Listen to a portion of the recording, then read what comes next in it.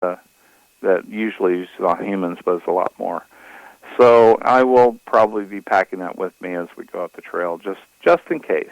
Well, that's one thing. I had a Bigfoot hunter on my show a year ago, and he goes deep out in the woods, miles and miles. And I said, do you pack anything? He goes, yeah, I carry a 4-inch pocket knife. And I'm starting to think, wow, you got coyotes, maybe mountain lions, you got bear, you got, and who knows about Bigfoot, Yeah. And when you get out in areas where there's not a human population there, very often or very seldom a human even in the area, you don't know what you can run across. Even a Bigfoot, if it's not used to a human, might take you as nothing more than a threat. Well, it's a possibility. I'm not dismissing that at all. I know that I have more of a comfort level if I stay in my own turf here because they have plenty of time to observe me, and I've had plenty of time to observe them from afar, basically the results of interactions that we've had. So I feel a lot more comfortable. If I go to a different area, I've actually had, I went down to this more southern part of Washington, like toward Carson and that direction, and I had a completely different feel because I could kind of sense things, and there's a different feeling. The feeling that came across to me was like, we're not really sure who you are, or we don't know where you're coming from. And that was the feeling I was getting, how they were sensing me. You see what I'm saying? I don't get that up here because they know us. They know us. Well, Matter of fact, I think when we have our campouts up here, they put on a show for us all the time because that's what we were expecting. So the young ones, I think, they kind of take an interest in that, and they kind of do their spoofy things, Well, how many years have you been doing this? So they would probably be, very familiar with you. You're no threat. I think our first campout was in, I didn't go to the very first one, which was May, I think it was 2004.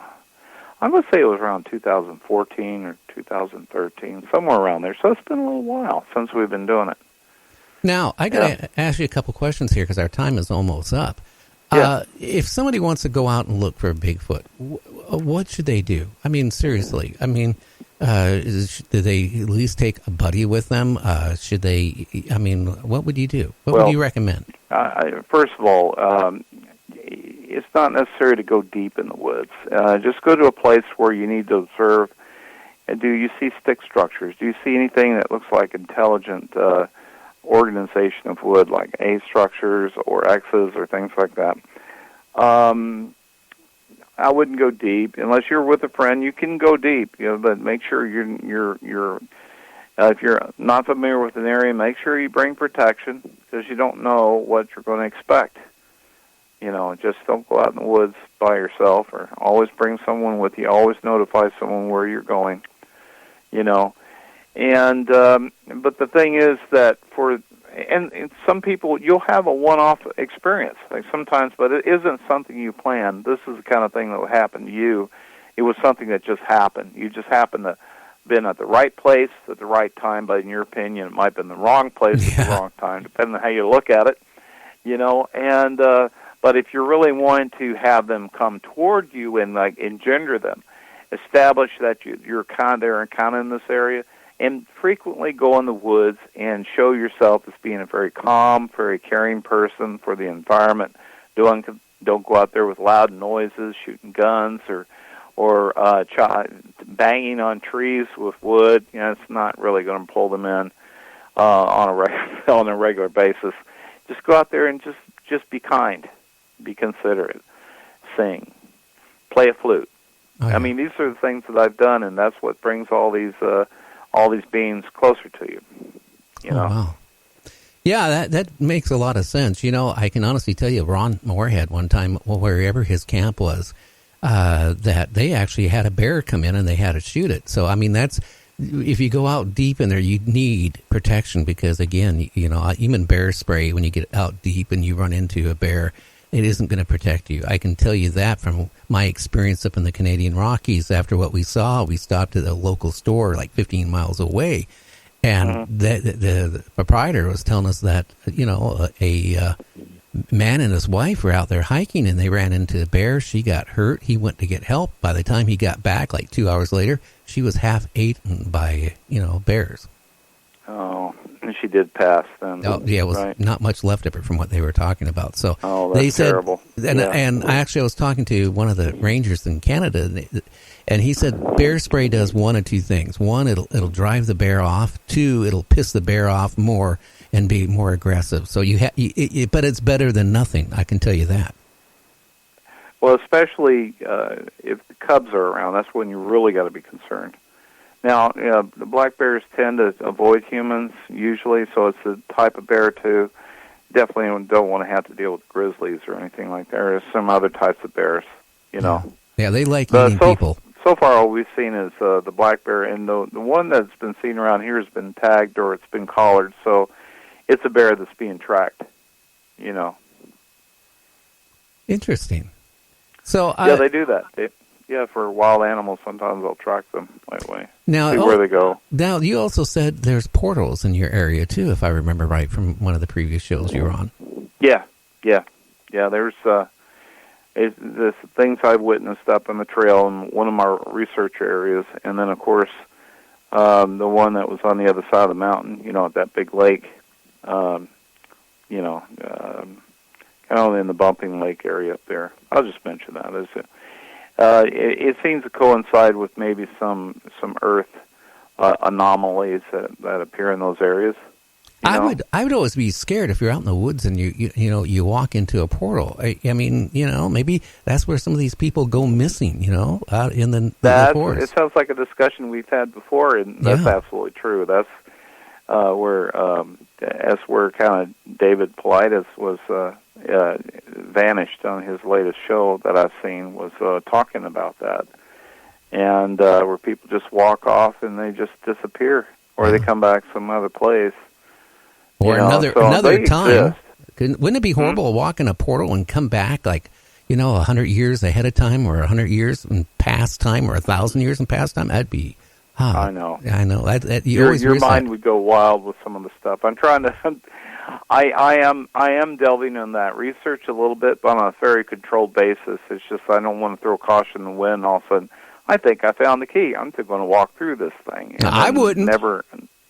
Do you have a friend? Do you have a friend you don't like, and say, "Hey, I'll give you $20 to walk through that"? No, I don't know about that. I wouldn't do that. I don't even think tying a rope to you and have one person hold you by the rope as you go into the portal's going to work either. Yeah, so. And you never know if these portals open and close, and you're tromping around in the woods, and you just walk right through one. I don't know. So it's a lot of things out in the woods. You got the little people. You got maybe aliens, which I think the little people probably are aliens. And then you got Bigfoot, which could even be tied in with the aliens. So I don't know. I think they make sure that nothing happens to most people. And I think they're doing a lot to help prevent people from, if you hear them and if rocks are being thrown at you or trying to keep you away from a certain area or something, it could be for a very good reason other than just protecting their family. It could be there's something there that you, as a human, should not even be approaching. So, I don't know. Whatever I ran into that time, it didn't even throw rocks. It came after us. Now, have you ever, in my case, and I also had Ed Romans on my show twice, who's Canada is one of the top folk singers. He's witnessed a Bigfoot too. And you know what I found intriguing when me and him were talking off air one time, is he's discovered the same thing I did. When the Bigfoot came running after him, he noticed it ran on 2 legs down to 4 to 2 to 4. That's the same thing I noticed, whatever it was that I encountered with my friend up in the Canadian Rockies. When it came running after us, it ran on 2s and 4s, back and forth. Have you ever seen anything like that or heard anything like that in your area?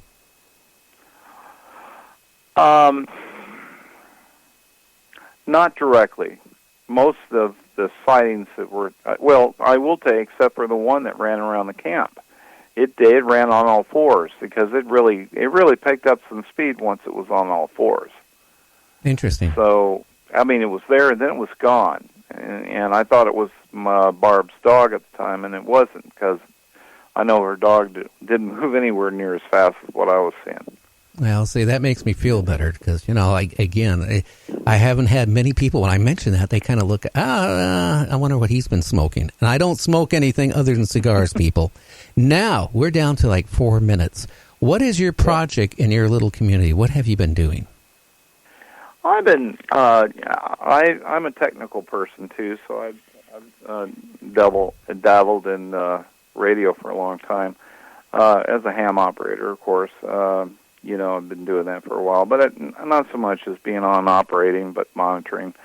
But I was intrigued with trying to bring back something for the local community because I always felt that all this dependence on the internet is fine and good. You can go to internet radio stations or whatever, but when that goes away, cell phones go away, internet radio goes away, everything goes away. And the only thing, if there's an emergency situation, the only thing that works is like CB radios, and for information would be an AM radio station. Oh, yeah. So I wanted to have something for this community that didn't cost an arm and a leg, but was still totally legit, based on the FCC. And I came across the Part 15 option, which has to do with a certified transmitter that follows a certain section. You have to follow certain guidelines.